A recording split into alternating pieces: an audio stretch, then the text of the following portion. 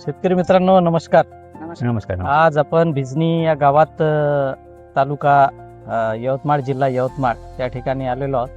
असंच आपले एक आशा 90 अकरा हे वाण लावणारे आपले शेतकरी भेटले. तर उच्च व्यवस्थापन आणि अमृत पॅटर्नमध्ये त्यांनी एक चांगला या ठिकाणी नियोजनबद्ध पद्धतीनं कपाशीची लागवड केली. तर जाणून घेऊ त्यांच्याकडून सुरुवातीपासून की कशा पद्धतीने लागवड केली आणि काय अंतर ठेवलं, काय मशागत केली, जेणेकरून आपल्या इतर शेतकऱ्यांना सुद्धा त्या पद्धतीनं नियोजन करता येईल. नमस्कार भाऊ. नमस्कार. आपला पूर्ण परिचय सांगा. मी रमेश पाटसेकर, गाव भिसनी, तालुका जिल्हा यवतमाळ. मी अमृत पॅटर्न ह्या पद्धतीमध्ये लागवड केलेली आहे. 1 जून 2025 लागवड केली होती. त्याच्यामध्ये 1 जूनला लागवड केल्याच्यानंतर मी 30 जुलैला पहिला खताचा डोस दिला होता. 30 जुलैला. 30 जून. हो, 30 जूनला. तिथून मग 13 दिवसांनी दुसरा खत, तिथून 13 दिवसांनी तिसरं खत, असं ते नियोजन करत गेलो मी. त्याच्यात मी समजून आपल्याला काही नाही समजलं किंवा नाही काही पटलं तर मग मी देशमुख साहेबाला विचारत होतो का साहेब आता कसं करायचं, तर ते मार्गदर्शन करायचे फोनवरच. त्या पद्धतीने लावलं मी. आणि ही जी व्हेरायटी आहे 90 अकरा आशेची चांगली व्हेरायटी आहे. ते पहिल्यांदा मीच लावली यावर्षी. आधी साहेब लावत होते, ते त्याने सांगितलं रमेश का तू एक ही व्हरायटी लावून काय, चांगली व्हरायटी आहे, ते लावली मी. त्याच्या नियोजनामध्ये खूप काटेकोरपणा करायला लागतं. अंतर काय ठेवलं? अंतर होतं 7-5-1. 2 झाडातलं अंतर 1 फूट, एक 5 फुटाची सरी आणि एक 7 फुटाची सरी. फवारणी वगैरे कसे जाते? फवारणी वगैरे आपल्या साध्या औषधं मारायच्या, कॅम्प्युटर, आशाटप, मोनोसील. आपल्याला जे जसं म्हणजे झाड सांगाल बुवा कारण मला हे पाहिजे ते द्यायचं. कधी मोनोसील, कधी आशाटप, कधी कॅम्प्युटर, अलट पलट करत मारायचे ते आपण. हो, खत आपलं 10-20 द्यायचं त्या झाडानुसार, दिवसानुसार. की बोंडापर्यंत तुमचे झाडाला लागलेले?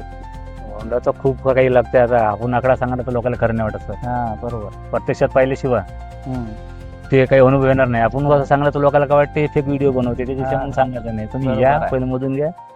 आता बी झाड आहे ते न्यूज व्हिडिओचं आशाचं, तुम्हाला ते व्हिडिओ दाखवलाच नाही मी. 385 बोंड होते. ते शंकर भाऊलाही सांगितलंय, एकच नाही करत. खरं जे अमृत पॅटर्न जे पद्धत म्हणते ना ते खरोखरच चांगले आहे. सर्व पद्धतीपेक्षा नाही. खर्च खूप कमी आहे ना सर. खर्च एवढा कमी आहे, खूपच कमी आहे. निंदणीचा खर्च कमी येते, डवरणीचा खर्च कमी आहे, खत कमी लागते, कापूस येचाली चांगलं, कापूस वेचायला मोकळं, त्रास नाही. शेवटचं उत्पादन आता किती आलं तुम्हाला? 15 क्विंटल 60 किलो.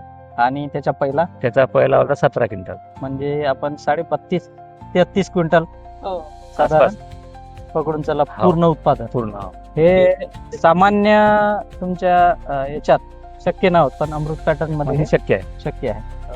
100% शक्य आहे ते. अमृत पॅटर्न मध्ये शक्य आहे, पण त्याला वाहन बी पाहिजे. वाहन मेन महत्वाचं आहे वाहन.